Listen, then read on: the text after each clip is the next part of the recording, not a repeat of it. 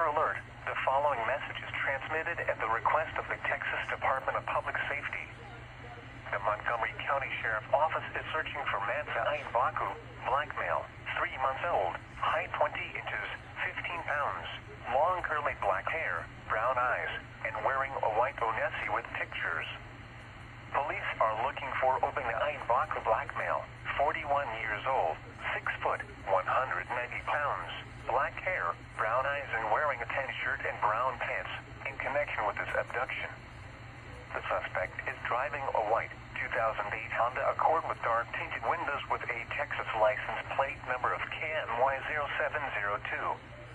The suspect was last heard from in Spring, Texas. Law enforcement officials believe this child to be in grave or immediate danger. If you have any information regarding this abduction, call the Montgomery County Sheriff's Office at 936-760-5800 option 3. News media point of contact is Montgomery County Sheriff's Office at 936-538-3456. Amber Alert.